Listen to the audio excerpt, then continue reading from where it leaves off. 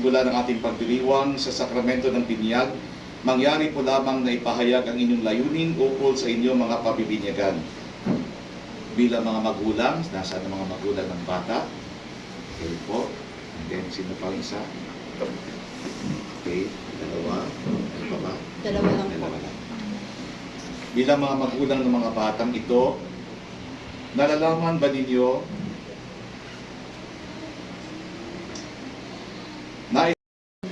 nakahanda ba kayong tumulong sa mga magulang na akay ng inyong mga inaanak sa pananampalataya? Bilang kinatawan ng Sambayan ng Kristiyano, ikinagagalak kong tanggapin ang inyong mga anak sa pamamagitan ng pagkukrus ng kanilang noo. Kaya't inaanyahan ko po kayo, mga magulang ninong at ninang, upang krusan sa noo ang inyong pabibinyagan pagkatapos ng pare. Kayo?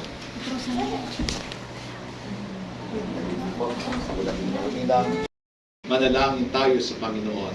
Panginoon, tingin mo kami. Para sa lahat ng binyagang naririto, upang katulad ng lahat ng mga banal, makapamuhay tayong matapat sa ating pangako sa binyag. Manalangin tayo sa Panginoon. Panginoon, tingin mo kami.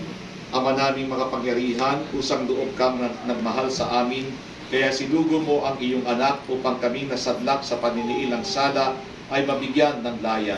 Sa tanda ng krus na banal, luubin mong mabatang bibinyagan ay maging malaya sa pagkaalipin na bunga ng pagsuway ng nilikha mong unang tao. Lukuban nawa sila ng banal na espiritu upang sila'y mapuspos ng diwa ng muling pagkabuhay ng iyong anak. Iniluhog namin ito sa pamamagitan ni Jesucristo kasama ng Espiritu Santo magpa sa walang hanggan. Amen. Sa kapangyarihan ng ating tagapagligtas na si Jesucristo, ikaw ay magpakatatag na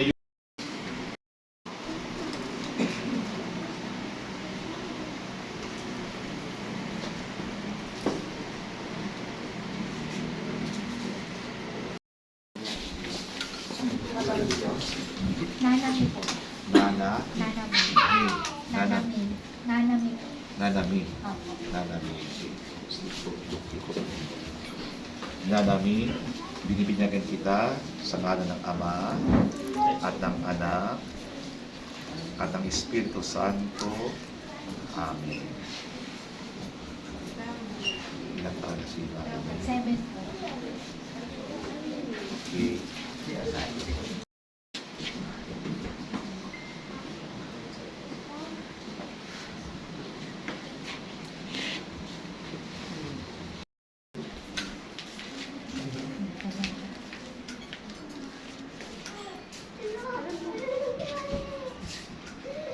Pasang-pasa natin.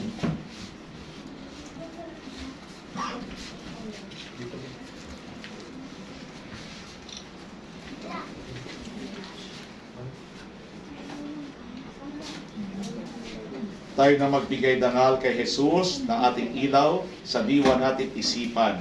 Si Jesucristo ating kaliwanagan. Ang ilaw na ito ay tanda ng liwanag ni Kristo na tinanggap ng mga bagong binyag.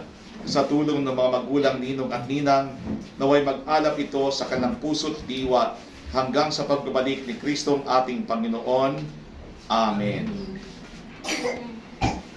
Naging anak tayo ng kaliwanagan kay Kristo. Dumulog tayo ngayon sa ating Ama ng bukal ng